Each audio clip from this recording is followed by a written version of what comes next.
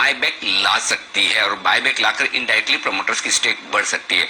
कितना बायबैक हो सकता है, किस प्राइस पर हो सकता है, जी बिजनेस के एक्सक्लूसिव रिसर्च आपके सामने आने की तैयारी में हम हमेशा कोशिश करते हैं। Mergers, buyback, acquisitions, special dividend, इन सब सिचुएशन में आपको एक अच्छी और बेहतरीन रिसर्च दी जाए कि क्या कुछ हो सकता है, ताकि आप उसके लिए तैयार हैं। अब ये नहीं पता बायबैक आएगा नहीं आएगा, आएगा तो कब आएगा और आएगा तो कितना आएगा। बाकी दो का हमें नहीं पता, लेकिन तीसरे का हमें पता है आएगा तो कितना आ सकता है। ये पूरी कैलकुलेशन लेकर आपके साथ है तैयार इस वक्त वरुण दुबे। वरुण बताइए क्या कैलकुलेशन किया आपने? देखिए अनिल जी, हमारा कैलकुलेशन कहता है कि बायबैक जो है करीब करीब 10% कर सकती है कंपनी बायबैक, यानी कि प्रमोटर्स का फिलहाल जो हिस्सा है करीब 50% के आसपास है। वैसे तो कंपनी 75% तक लेके जा सकती है, लेकिन हमें लगता है कि करीब 10% के आसपास का बायबैक जो है वो कंपनी कर सकती है। और जो भाव जिस पे बायबैक आ सकता है वो है करीब करीब 135 से 140 के आसपास का। इसके बीच में प्राइस जो है कंपनी के बायबैक का हो सकता है।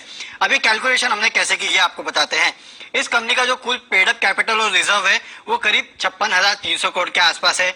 अब कंपनी को अगर बायबैक लाना है तो इसके काफी सारे मेथड्स होते हैं, लेकिन अगर कंपनी, जहां तक हमें समझ में आता है वेदांता, ज्यादातर अपने बोर्ड अप्रूवल से ही बायबैक करेगी।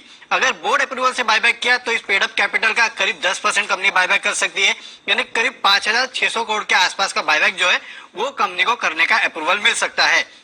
कंपनी के पास कैश जो है, हाल ही में कंपनी ने डिविडेंड दिया था आपको याद होगा, तो उसके बाद जो कैश बचता है कंपनी के पास वो करीब 6,000 करोड़ के आसपास बचता है।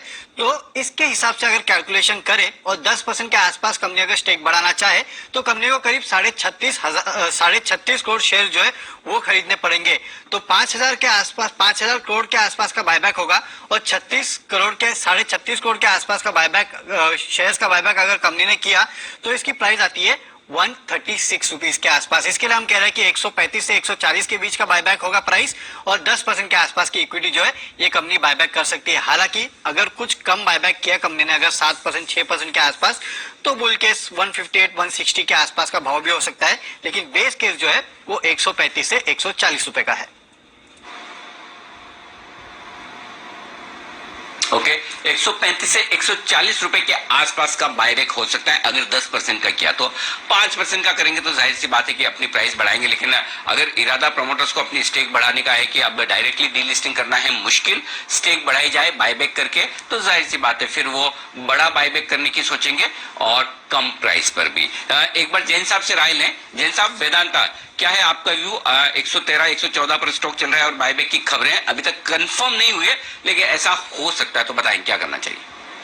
नहीं हो सकता, देखिए डीलिस्टिंग में जब अनसक्सेसफुल हुए हैं तो यहाँ पे कुछ ना कुछ करेंगे, और ये बीपीसीएल वाली न्यूज भी साथ में है, तो डाउनसाइड रिस्क बहुत ज्यादा लगती नहीं है। और जिस तरीके से मेटल्स में भी रुझान है और इंडस्ट्रियल्स और मटेरियल सब जब चलेंगे, क्योंकि जब नॉर्मल से की तरफ आते तो ये सारे स्टॉक्स भी अच्छा करेंगे। टाटा स्टील अच्छा परफॉर्म किया, जेएसडब्ल्यू किया, तो ये भी ज्यादा पिछड़ा हुआ नहीं रहेगा। सो ओवरऑल डाउनसाइड रिस्क कम है, जिन्होंने ले रखा वो होल्ड करके रखें। बाकी मुझे कोई बहुत ज्यादा बायबैक को लेकर कोई मैं खरीदी की राय दूं ऐसा नहीं है, बस just it's a hold from my side.